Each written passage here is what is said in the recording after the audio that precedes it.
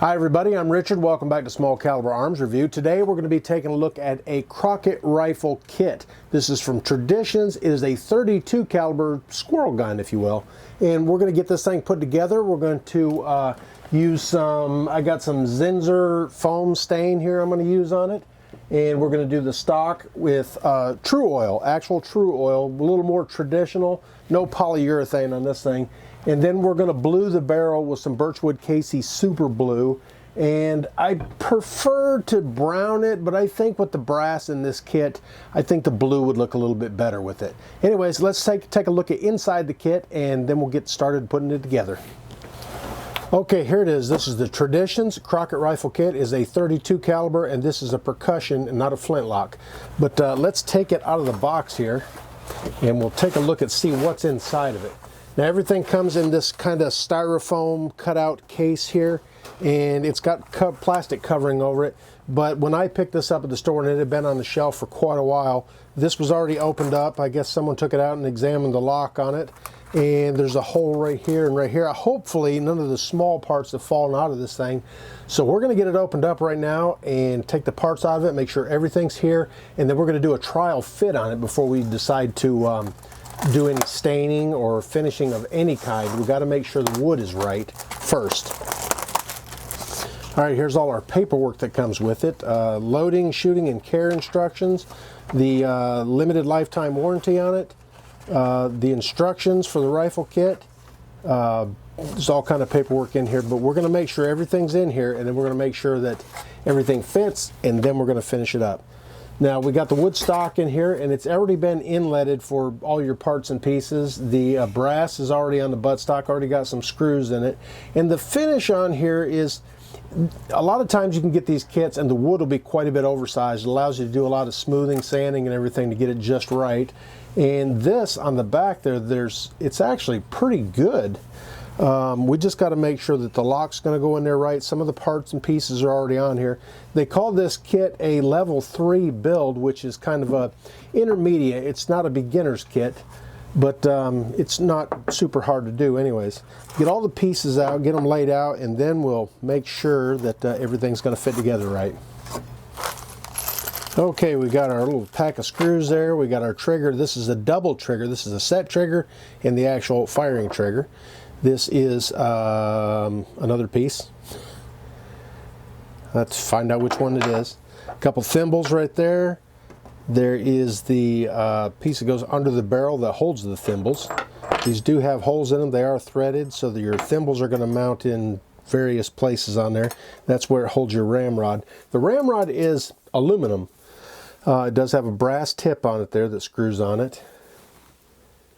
It does not have anything on this end. Hopefully there's something in here that threads into the end of it there. Yeah, I think there is. Your trigger guard, they want another screw. All right, I found it. The lock, the cap that goes on the stock there. The barrel this is plain, pure, raw steel, bare steel. This has got a light coat of oil on it, and if you don't do something to protect it, it will rust up on you. All right, I've got all the parts all sorted out here and everything, just making sure everything is there and everything fits together. Pull some of these screws back out of here. And one of the things I did notice, it says the first part of the instructions say to put fit the lock in there first. And if you look inside of here where they've done some of the machining, there's some pretty rough pieces of wood in there that are kind of just hanging out in there, and that stuff needs to be trimmed out of there. And they've already got some wood putty in there, and there's a little bit back here where the trigger guard goes on there, and some of that'll have to be shaved down a little bit. It's not a bad kit. It's just, I mean, it's not just going to be slap it together and go, but we'll get this stuff cleaned up and get everything fit in there, and then we'll do all the fine finishing on it. Some of the brass sticks out a little farther than the wood in places. Some places the wood sticks out farther than the brass. So it takes a little bit of filing, a little bit of shaving and sanding and everything and polishing to get it all nice and neat and smooth and everything. The front thimble up here sticks up quite a bit higher than the wood. And I took a little bit of time to read through the instructions before I dove into this thing. So I know that this is the nose cap now instead of just that thing. But It's going to take a little bit of work, and I'm going to get to trimming and get to fitting and get it all put together.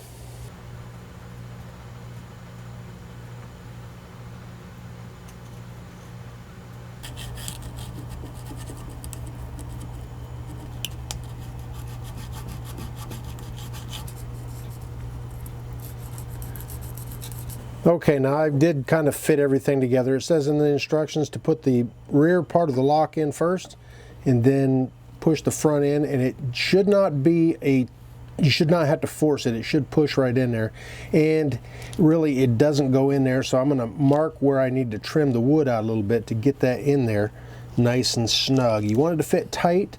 You don't want it to move around in there, because when you're actually firing the gun, that can cause you some problems.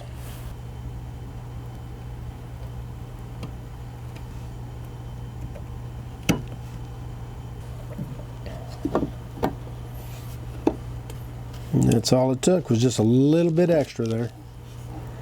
Okay, I've got the lock fit in there, and it's pretty close to being flush. It may stick up just a little bit higher than the wood itself, but it's not too bad. And it's in there nice and tight and solid. And you want to make sure that everything still operates correctly, because you don't want to get everything in a bind there, and that'll cause you some problems. We're dry fitting it right now. Now, once I pulled the hammer back, I got to release it, so I'm going to have to trip the trigger in here, which is just pushing that up and slowly letting the hammer fall forward there. And it's not hitting anything inside there. There's plenty of clearance in there, and I think the lock part is fit up in there pretty good. That screw is actually hitting the back side of the hammer there, so that's not a good thing there. We will have to shorten some things up here. We'll probably shorten that screw up, because it's just a hair too long.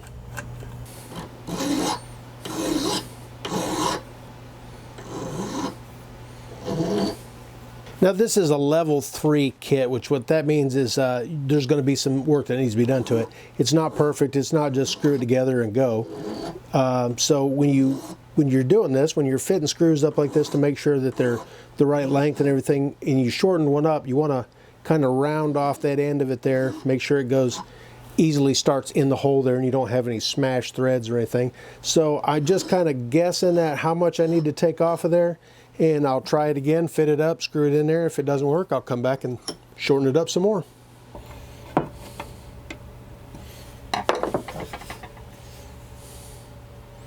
That looks pretty good right there. All right, now that we got the lock plate on there, the next thing we want to do is fit the barrel assembly, or the trigger assembly, up in there. So to do that, what we got to do is get the trigger assembly.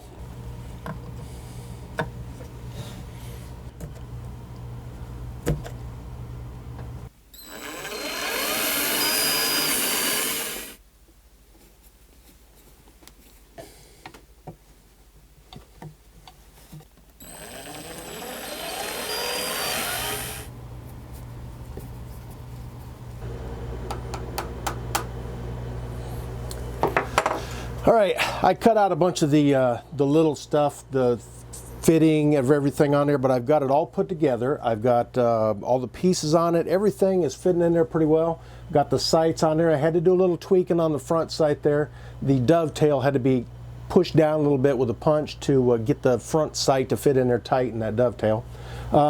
Might still need to do some adjusting on it, but other than that, everything looks pretty good.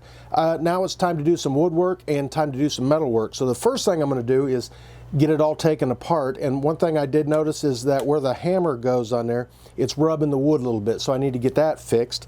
And I think everything will be good. Everything fits up pretty good. That's a little bit of recessed area there on the tang. Other than that, everything fits pretty nice. It's not the smoothest. I'm going to smooth it out. I'm going to take some sandpaper and get it smoothed in real nice there, so when I put the Tru-Oil on it, it'll get a real nice finish on it. To tell you the truth, I kind of like the raw steel look on there, but it won't last unless you keep it oiled up. So I'm going to go ahead and do the True Blue on the Super Blue on it, and I think that'll look good with the brass furniture on there, and or brass accessories anyways. So I'm going to get all the everything taken apart and start doing some sanding on it, and then get the Tru-Oil on there, and then do the bluing on the barrel. let's get to going with that.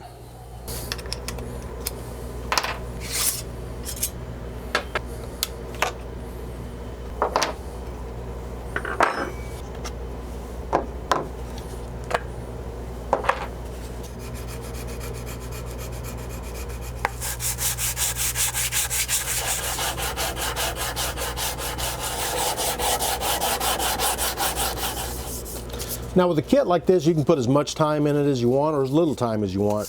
It's pretty close to being ready once you get everything fit up out of the box, but the more time you put in it, the more you'll appreciate it, I guess, and the better it'll look. So take your time if you want. If you don't, get everything fit up and take it out to the range and shoot. But I'm going to put a little bit of time into this one. I'm going to get it nice and smooth and make it look pretty good anyways. And then we'll get it out in the range and take a few shots with it.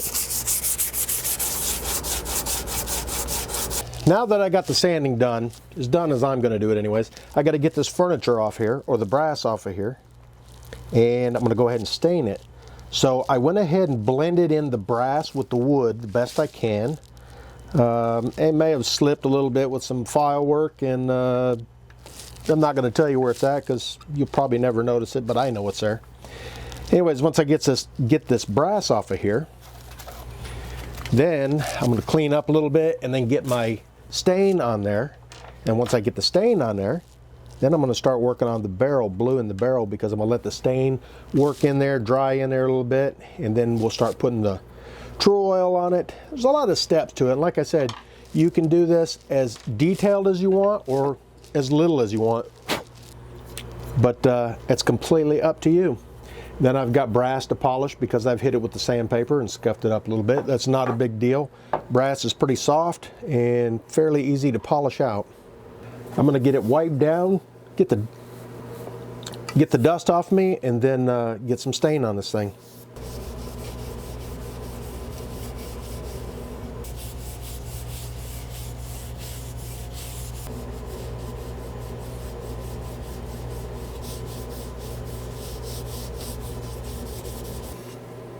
All right, once you got it all worked in there like you want it, hang it up and let it dry. All right, now I'm going to blue the barrel. I already did the under the rib part that goes underneath it, and I did it off camera just in case I screwed up. But anyways, I put 2 coats of it on there, rinsed and buffed a little bit with some 4/0 steel wool between, and I think it turned out pretty darn nice.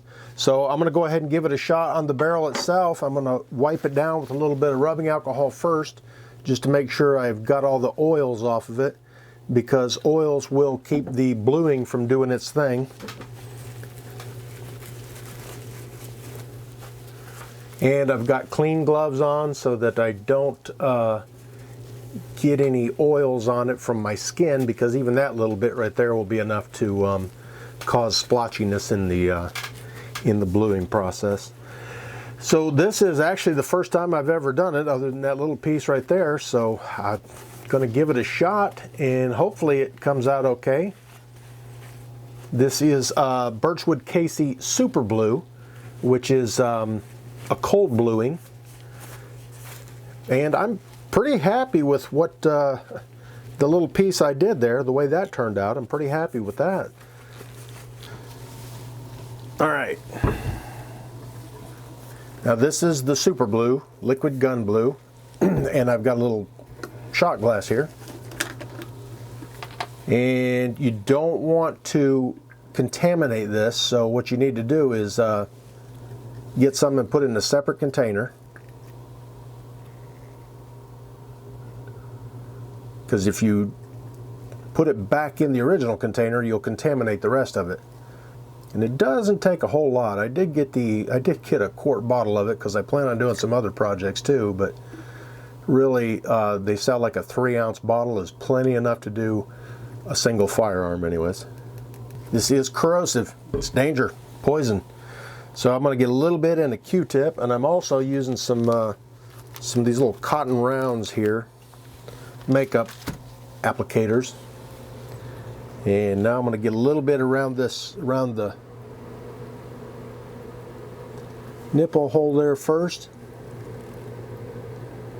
Try not to get a bunch of it down inside there. And you can see it starts turning right away. Let's get that all rubbed in there really well. All right. Now we'll go with the bigger applicator.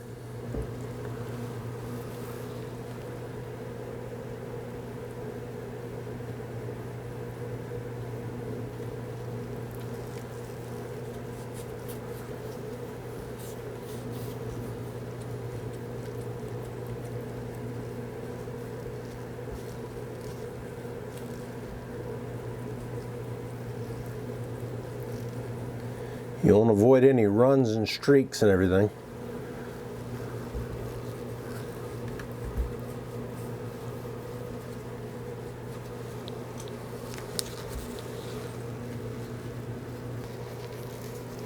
Now water neutralizes this stuff, so once you've got it on there, you got a kind of even coat on it. You need to take and rinse it off with some cool water. And then get it dried off. And avoid getting it on your skin. And you only want to leave it on there about 30 to 45 seconds is what it says. And it's probably going to take me longer than that to get it all applied on there evenly. It's got kind of a stinky smell to it too. Alright, I'm going to go get this thing neutralized. Okay, I got it neutralized with some cool water. I'm going to get it dried off real quick. Then I'm going to get it ready to put another coat on there after I buff it down a little bit with some steel wool again. It's looks pretty good to me, I think. Might be a little bit streaked, not terrible. Some of that might just be because it's wet too, but does not look bad at all. Of course, now that I've touched it with my bare hands, I'm going to have to wipe it down again with some alcohol to get any oils off of there. All right, fresh pair of gloves. Give it a light buffing with some steel wool here. All right, give it another wiping down with the alcohol.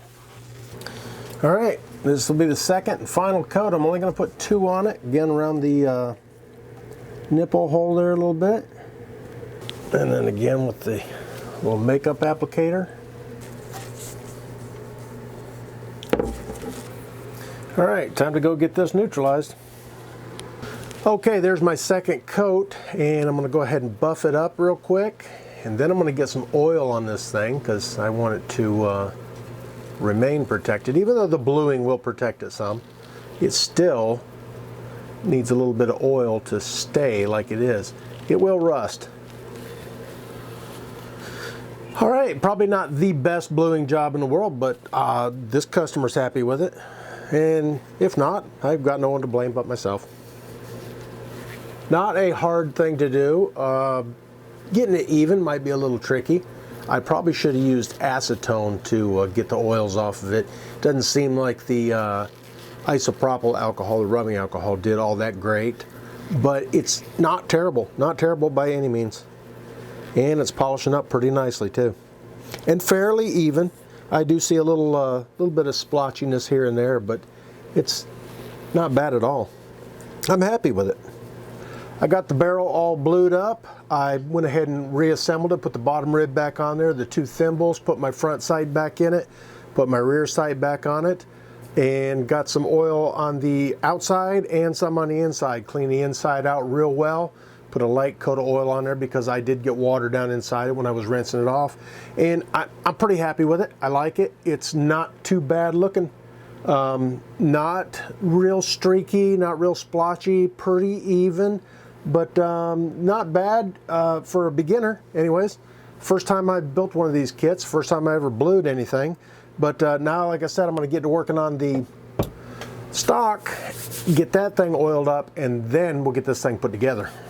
All right, we're going to hit this thing with some Birchwood Casey Tru-Oil Gunstock Finish. Now, the directions on this thing say to sand smooth. I did that. Apply oil directly from bottle. Use your fingers or cloth. Spread evenly and with the grain. Allow to dry thoroughly at least 2 hours. This is why they call it a hand rub finish.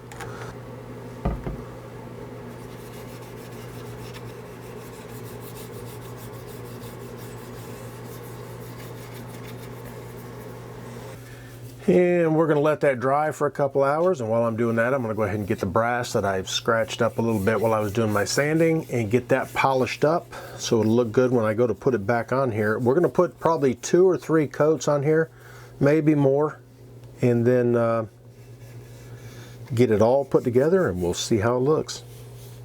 Okay, while the Tru-Oil is drying on there, I put 3 coats on it so far. I got to get this brass polished up. I got some 800 grit sandpaper, and I'm going to give it just a light scuffing where I hit it with the 220 sandpaper and get those scratches out. And really the 800 does a fine job of getting them out.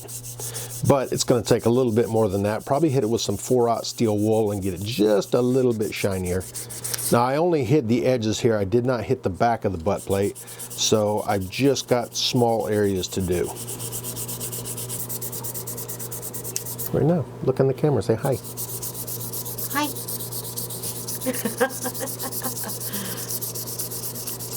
All right, we'll hit it with a little bit of steel wool and see how that does. Now it's not a mirror finish, but it's not bad whatsoever. Or by any means, or however you want to say it. All right, about the only thing left to do to this now is get it put back together. All right, the wood's done up with the Tru-Oil. The barrel is done up with the Super Blue, and I'm going to start getting all my little parts and pieces put together here and make it a finished rifle, I guess.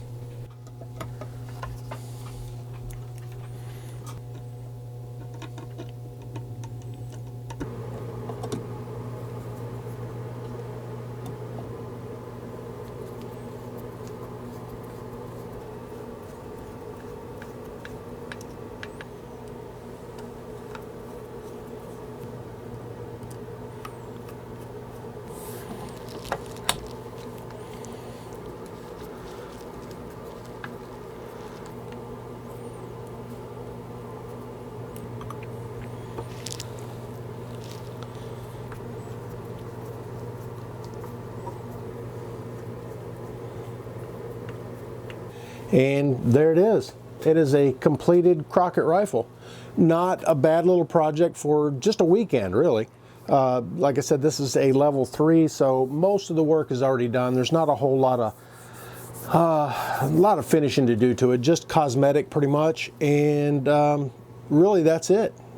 It's a pretty good looking rifle. I still got to get the ramrods over there. I'll put it in here, and next thing you know, I'll have it out on the range and give it a few shots. Pretty good looking rifle. Pretty nice little project.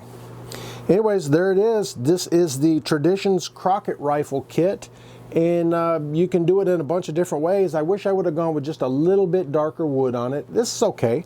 I like it. I like the blued barrel. I may do another one of these days and go with a darker wood and a brown barrel. I kind of like the looks of the brown barrel too, but blue I think matches the trigger lock or the lock assembly a little bit better, and it's a good looking little kit and not a hard one to put together either. Anyways, thanks for taking a look at the Traditions Crockett Rifle Kit with me. Thanks for watching Small Caliber Arms Review. If you could, hit this button up here to check out some of my other videos. Hit this button over here to subscribe if you haven't already. And thanks for watching Small Caliber Arms Review.